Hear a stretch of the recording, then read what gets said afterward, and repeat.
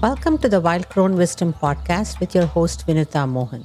In this episode, we unpack the formula for happiness based on the concepts in positive psychology. Is happiness just an inside job or an inside out job?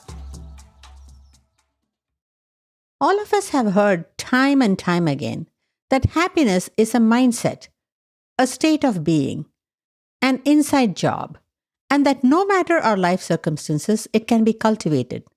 Whether you're living under a bridge, being attacked by a swarm of mosquitoes on a hot summer night, or heading into yet another year of chaos and catastrophe, happiness is still said to be within reach. The Buddha taught that regardless of external conditions, one should be able to achieve inner tranquility. The Bhagavad Gita echoes this sentiment. However, certain social scientists such as Martin Seligman and Jonathan Haidt offer a slightly different perspective. Martin Seligman, known as the father of positive psychology, proposed a formula for happiness. H equals S plus C plus V. Let's unpack this formula. H stands for happiness, which is the sum of your biological set point, S, external conditions, C, and voluntary activities, V. Your biological set point refers to a range rather than a fixed number of your happiness potential. Some of us are genetically predisposed to see the glass as half full and have a naturally sunny disposition. Such individuals have won the genetic lottery. Others, unfortunately, may have inherited what we might jokingly call the ER genes, requiring extra effort to reframe their glass half-empty view of life. But genes alone don't determine your happiness, and that's good news. According to the social psychologist and scientist Jonathan Haidt, certain life conditions also have a significant impact on our happiness. Some conditions are fixed, like your race, eye color, height, or the country you were born in. But others are more flexible and within your influence to change. Haidt identifies 5 such conditions: noise, commute, sense of control, shame, and relationships. Research shows that people exposed to chronic or unpredictable noise never fully adapt. Noise disrupts concentration and raises stress levels, especially when it's intermittent. So, reducing the noise in your environment is worth striving for. The same goes for long commutes, particularly in heavy traffic. In areas like the Bay Area, many people have moved farther away due to soaring housing costs. But even with podcasts or music to pass the time, your stress hormones remain elevated during long commutes. Over time, this takes a toll. If possible, consider shortening your commute, or go for a hybrid model if possible. A lack of control in our lives can overwhelm our nervous systems, triggering fight, flight, or freeze responses. It's important to discern where we have power and where we don't. When we can advocate for ourselves, we should. When we can't, we must learn to accept and surrender. Losing this discernment can either strip us of our agency or leave us futilely trying to control what's beyond our reach, both of which raise stress and reduce happiness. Mel Robbins calls this the let them and let me theory. Shame is one of the most toxic emotions we experience. Researcher Brené Brown has done profound work bringing attention to how shame, whether in workplaces, parenting, schools, or relationships, erodes our sense of self-worth. Shame whispers, I am not blank enough, and therefore unworthy of love and connection.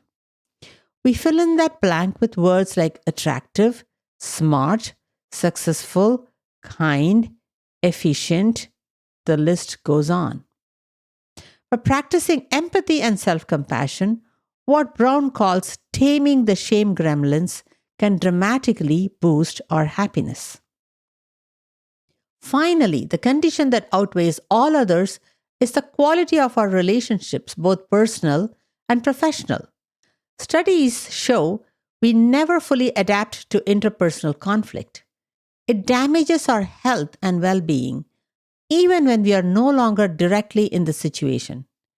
Investing in healthy, nurturing relationships and removing yourself from toxic environments, whether at work or at home, can significantly improve life satisfaction and happiness. External conditions do matter, and it's worth working to improve them. Now, let's look at the V in Seligman's formula: voluntary activities. What you choose to do. Are your activities energizing or draining? How often are you in flow? No one has studied flow more deeply than psychologist Mihai Csikszentmihalyi. According to him, flow happens when three conditions are met. The task presents a clear challenge that fully engages your attention. You have the skills to meet it, and finally, you receive immediate feedback. Flow experiences fall into two categories: pleasure and gratification.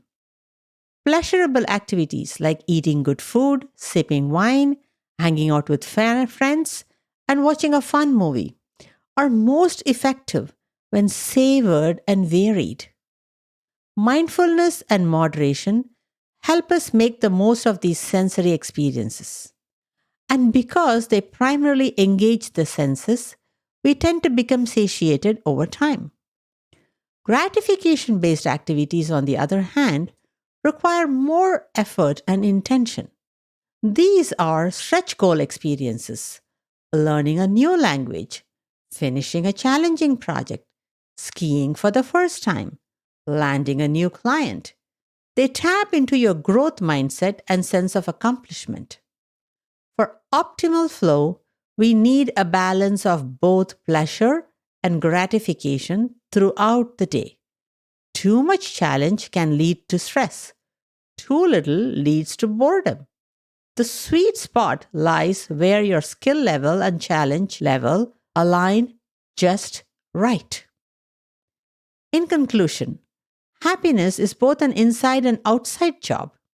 It requires the yin of internal practices like therapy, mindfulness, meditation, psychoeducation, and sometimes medication. And it requires the yang of external action, striving for improved life conditions, taking meaningful steps, and staying passionately engaged. By weaving together Eastern wisdom and Western science, we can cultivate a more meaningful life and unlock our full happiness potential.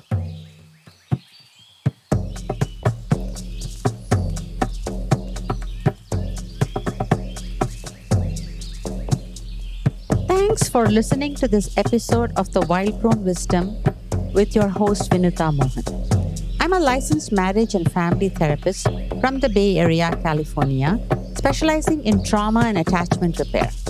I'm also a certified EMDR specialist and a certified shamanic practitioner. In this podcast series, we delve into the journey of our spiritual essence having a human experience.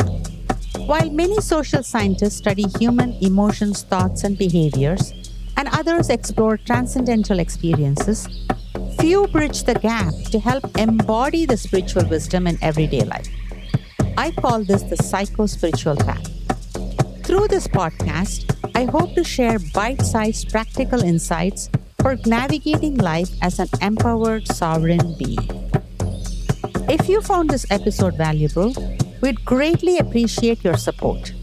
Please consider rating, reviewing, commenting, and subscribing on your podcast platform to help us reach a wider audience. You can explore more of my writings on Medium by following the link in the show notes. We'd also love to hear about your experience, so feel free to share your thoughts with us at Wild Crone Wisdom Podcast at gmail.com. Thank you for being part of our journey.